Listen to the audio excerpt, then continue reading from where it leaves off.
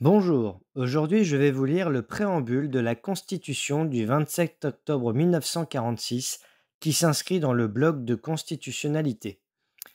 Premièrement, au lendemain de la victoire remportée par les peuples libres sur les régimes qui ont tenté d'asservir et de dégrader la personne humaine, le peuple français proclame à nouveau que tout être humain, sans distinction de race, de religion ni de croyance, possède des droits inaliénables et sacrés. Il réaffirme solennellement les droits et libertés de l'homme et du citoyen consacrés par la Déclaration des droits de 1789 et les principes fondamentaux reconnus par les lois de la République. 2. Il proclame, en outre, comme particulièrement nécessaire à notre temps, les principes politiques, économiques et sociaux ci-après. 3. La loi garantit à la femme, dans tous les domaines, des droits égaux à ceux de l'homme. 4.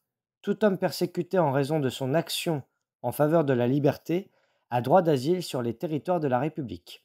5. Chacun a le devoir de travailler et le droit d'obtenir un emploi. Nul ne peut être lésé dans son travail ou son emploi en raison de ses origines, de ses opinions ou de ses croyances. 6. Tout homme peut défendre ses droits et ses intérêts par l'action syndicale et adhérer au syndicat de son choix. 7. Le droit de grève s'exerce dans le cadre des lois qui le réglementent. 8. Tout travailleur participe, par l'intermédiaire de ses délégués, à la détermination collective des conditions de travail ainsi qu'à la gestion des entreprises. 9. Tout bien, toute entreprise dont l'exploitation a ou acquiert les caractères d'un service public national ou d'un monopole de fait doit devenir la propriété de la collectivité. 10. La nation assure à l'individu et à la famille les conditions nécessaires à leur développement. 11.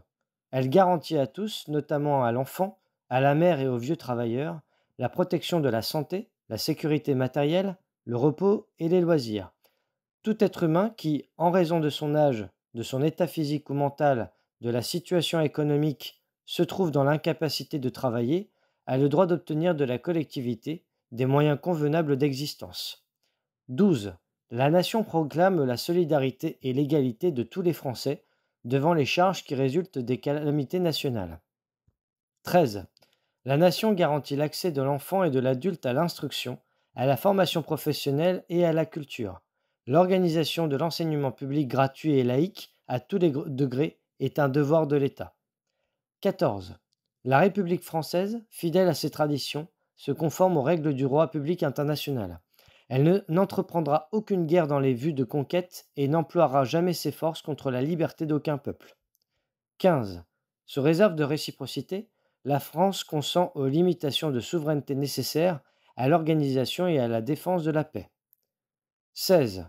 La France forme avec les peuples d'outre-mer une union fondée sur l'égalité des droits et des devoirs, sans distinction de race ni de religion.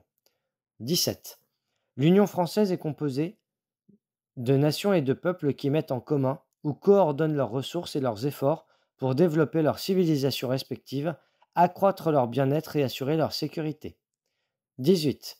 Fidèle à sa mission traditionnelle, la France entend conduire les peuples dont elle a pris la charge à la liberté de s'administrer eux-mêmes et de gérer démocratiquement leurs propres affaires. Écartant tout système de colonisation fondé sur l'arbitraire, elle garantit à tous l'égal accès aux fonctions publiques et l'exercice individuel ou collectif des droits et libertés proclamés ou confirmés ci-dessus. Je vous remercie.